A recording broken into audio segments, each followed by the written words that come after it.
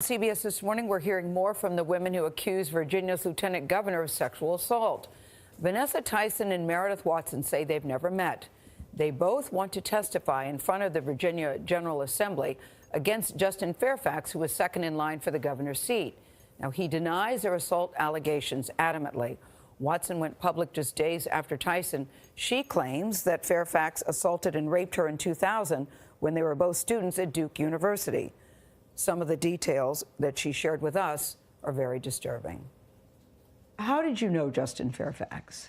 We met at the end of my freshman year of college. We were very good friends. He was someone I really trusted, and during my junior year, one night, he invited me to come over to celebrate. He was nearing the end of his senior year and just wanted to hang out, and I did not think anything of it because it was normal. It was something we'd done tons and tons and tons of times. So it wasn't the first time you guys had just hung out together, you're saying? No, it was not. So you didn't feel you were in danger? You had no concerns? You weren't worried? I was not worried at all. I completely trusted him. We were hanging out, and everything was normal.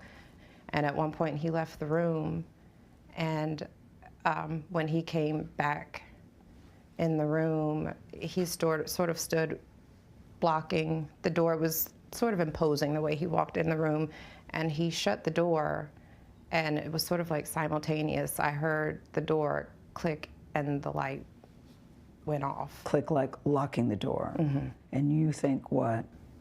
Oh no, what's about to happen? Mm-hmm. You became concerned? Mm-hmm. And he did things that you shouldn't do to someone without their permission. And I tried several times to get up and leave, and was pushed back down. And what happened? He forcibly sexually assaulted and raped me. I was not on the bed. Initially, there was a couch, and he pulled me over, and I tried several times to get up and was pushed back down, held down. And you made it clear, this is not what I want. It was very clear. Because you know he is saying this night was consensual. If you have to hold someone down, it's not consensual. And when it was over, was there a conversation? What did he say? What did you say? What did he do? There wasn't a conversation. I just wanted to get to a safe space. I just left. It was humiliating, and so I left. And I told my two closest friends. What did you tell your two closest friends? I believe I told them that something really awful had happened and that I had been raped.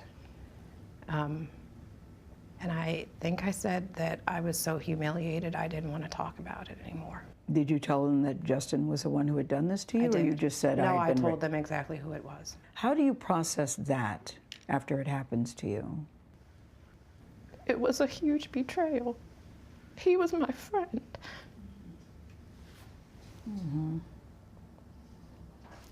I don't understand how you do that to somebody that you've been a friend to and who's confided in you about things. I just don't understand how you do that. What kind of things did you confide to him?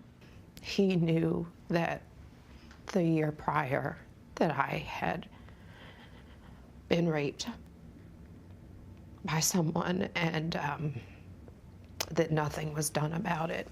And he was a very good friend to me, which is why I never would have expected anything like this from him. And you've been very candid that you had been sexually assaulted before by a Duke basketball player. Did you tell anybody about that particular incident? I did. It took a couple of weeks. I didn't really know how to respond when it first happened, but I did report it to an official at the university. You know, the experts say that many times if someone has been sexually assaulted, it happens again. You know, that it often is not an isolated incident. I think people looking at you would say, well, how could it happen to her twice in the same place, at the same school? What do you say to that? I don't really know what to say to that, because I don't understand how someone could think that because it happens once, it could never happen again. I just don't understand. I just don't understand that. Mm-hmm. You know, if you get in a car accident once in your life, will you never get in another car accident? No, you know, things happen, and I did not ask for it to happen.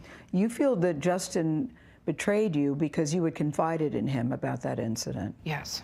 Did you ever talk to him after he allegedly assaulted you? Did you ever say, how could you do that to me? You were my friend. I did. One night, after it happened, I was at a party on campus, and he came, and so I went to leave, like I left, and he followed me out and was sort of following after me, calling after me. And I was just running, trying to get away, and then I finally stopped and I turned around. And all I said to him was, why? Why would you do that to me? And he said, I knew because of what happened to you last year that if I got you in the right situation, you would be too afraid to say or do anything about it. Meredith, you hear that and you think what?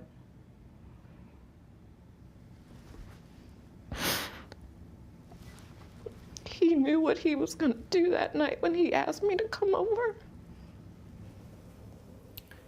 In response to Watson's allegations, a spokesperson says Fairfax took a polygraph test and it supports his denials. That's according to information released by his team, characterizing the results. His spokesperson says the test showed that Fairfax was truthful when he answered that he never had a conversation with Meredith Watson, where she implied his sexual contact with her was non-consensual. This spokesperson also says that Fairfax denies ever holding her down or preventing her from getting up during the alleged incident. Meanwhile, Duke tells CBS News the university is reviewing policies and procedures that were in place at that time that these events are alleged to have occurred and whether they were activated and followed. As for Watson's claim that she'd been assaulted by a Duke basketball player, the university also said this in February, that it first learned of that allegation when it appeared in the press that month. And we should also say that that Duke basketball player has gone on record and says that he also did not sexually assault Meredith Watson.